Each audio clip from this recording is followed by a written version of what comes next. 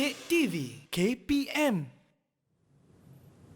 Hello everyone, you are now watching Upper Form on Didik TV KPM together with me, Sean Steven, and also Miss Sim for our subject English Form 4. So get your textbooks ready, full blast plus 4. Alright, so Miss Sim, shall we continue? Yeah, sure. Alright. Okay, so now move on to our second activity. So we are going to learn how to compare and contrast two different pictures. So as you can see here, this is also one of the tasks in your textbook, which is on page 107. Okay, so if you look at this task, it say they would like you to compare the two pictures below, which is I already labeled it as picture A, okay, and also picture B. Okay, so before we continue with the task, maybe I can ask my pupils here, what can you see in picture A and picture B before we compare them? Yeah. Okay. So maybe I would like to ask any one of you would like to talk about picture A. What did you see in picture A just now? Okay. Anyone would like to try this? Picture A, Eileen. Okay, Eileen. What can you see from this picture? I can see a woman is wearing a mask and she seems unhappy. All right. Okay. A woman is wearing a face mask and she seems unhappy, right? Okay. Yeah. How about another pupils would like to try? Kianlong. Okay. What else? There are many vehicles and people at the background with some buildings around.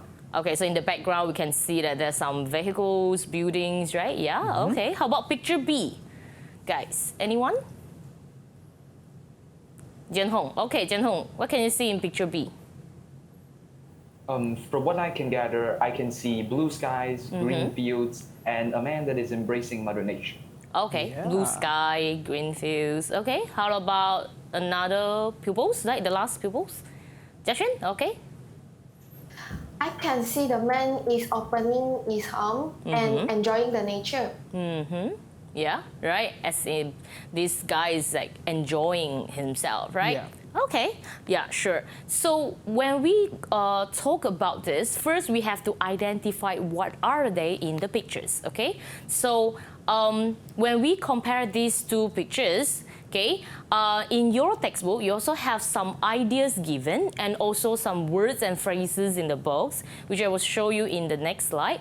Okay, so these are from the textbook. You can see that the ideas that you can use to compare the two pictures. For example, talk about the places, is it in the urban or rural area? And you can talk about the atmosphere of the place and how the people feel in that picture, people's lifestyle, and maybe it affects the people's health or things like that. All right. And also, okay, these are the words given by a textbook. You can also use it in your speaking when you are trying to express your opinions. For example, you talk about urban, rural, right? Just now I've explained. And also you can say whether it is close to nature, is affected or not affected by the development, lack of something maybe, or the smoke, yeah, which is the haze or the smoke, okay, and whether the peoples there that can breathe fresh air or not. And you can also mention about the poisonous chemicals maybe, or whether the peoples in there is happy or unhappy, peaceful lifestyle or not, or hectic means like very busy in a fast pace, right? Or you can talk about harmful to their health, or like is it dangerous for them, which can cause diseases, or is it good for them because they can grow their own organic food. Okay, so those are the ideas provided for you to express your opinions. Okay. Right? So when you want to express your opinions on these two pictures, because we are talking about a common issue or maybe it is a serious issue, so we have to use formal register. So what is formal register first? So formal register is actually kind of like a formal type of language that we would like to show the importance of the seriousness of our topic. So when we use these formal registers, actually it refers to the formal tones that we are using, the formal words, or we use the full sentences to show that these things is an important matter or official one, or we want to discuss, like I say, a serious issue, or we would like to talk about business. or we are in a debate, a formal debate. Yep. And mostly we will use formal register in our education as well. So for example, like when the teacher is teaching in class, we will use formal tone Yeah. instead of informal one. Yep.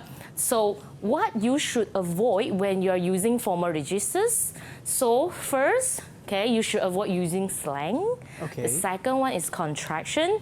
Third one, abbreviation. And number fourth is informal tone. These are just a few examples that I showed to you. Actually, there are tons of it.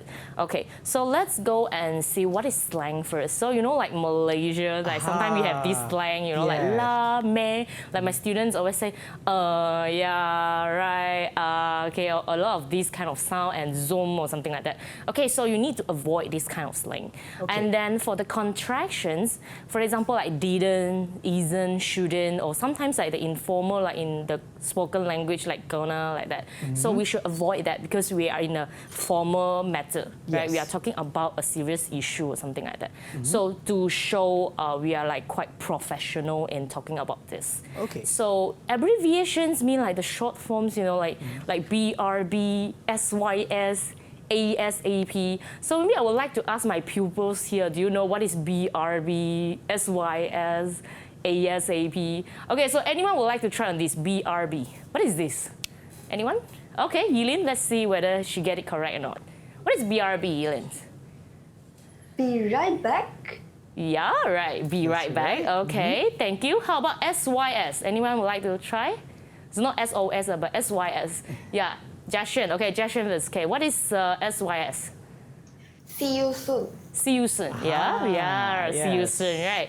Okay, and the most common one, ASAP. Some people will say ASAP, right? Oh. So what is ASAP? Anyone would like to try? The boys? Jianhong? Okay, Jianhong, what is ASAP? As soon as possible. Yeah, thank you. Right, as soon as possible. So when you try to mention about an issue, okay, you cannot just say like, oh, ASAP or SYS, because some people, they may not know what is that, right? So you need to say it clearly, all right?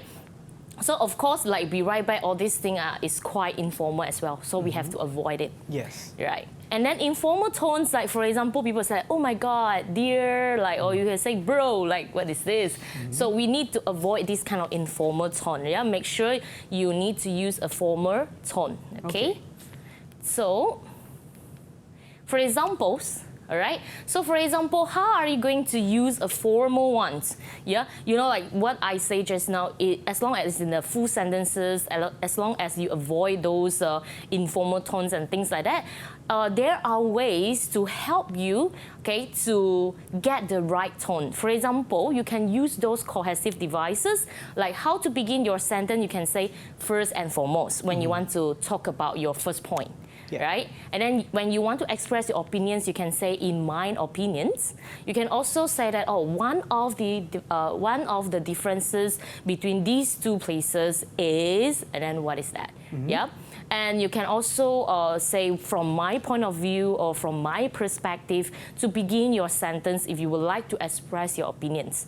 Right? Yeah. So to continue with your sentence, let's say if you have more than one point, right, one main point, you would like to express more, then you can say besides, okay, moreover, or you can say secondly, my second point is, or you can talk about not only that, other than that, or you can say another huge difference is, and then you continue with your point. Or you can, if you would like to express an opposite idea, okay, to contrast with your previous idea, you can say that on the other hand, all right, and then you talk about another one, right? So to end your sentence or to end your point, let's say you have the final points, right? You can say last but not least, lastly, or you can say, as you can see, right, living in an urban area is, okay? Or you can say, like, my final point is, or you can say to conclude, or in conclusions, then you continue with your last point, yeah? So those are the examples that you can use. All right, now let's get back to these stars. So in your textbook, it says that talk in pairs. So I will group my pupils here into pairs as well. So I will let 2 boys into one group and 2 girls into one group. So they are going to discuss about the differences between these 2 pictures, picture A and picture B. Shall we start now? All right. Yeah. So maybe we'll let the boys to start first. Okay. Boys, you may start now. Okay, so I'll start with the discussion. Kinlong, what do you think the difference between picture A and picture B are? Well, in picture A, the woman looks gloomy. It feels like something's bothering her. In the meantime, the man in picture B looks untroubled. He looks like he's enjoying the time of his life. What do you think? Of course, from what I can gather, the atmosphere of the two pictures are a stark contrast to each other.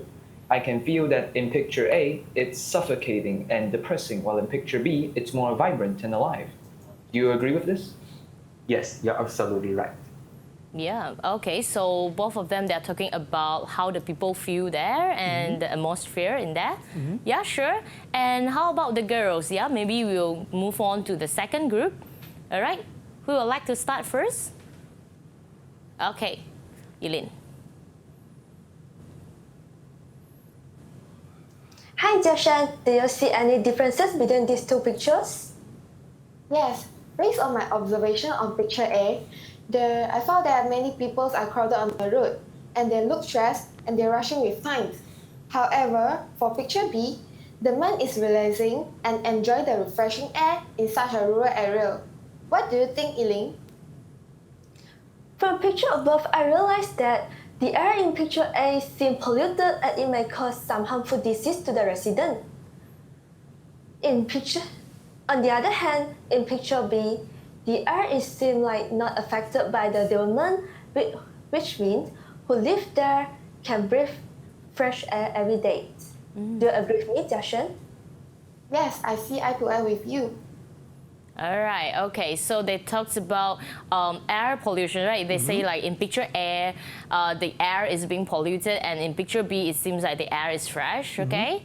So yeah, great. I think they have done a great job in comparing these two pictures and also telling us about all the ideas that mentions maybe how they feel, the atmosphere, right? Yes? Yeah. All right, I think so too. And right now we're going to take a short break. Back to you after this on Upper Form on DIDIC TV KPM.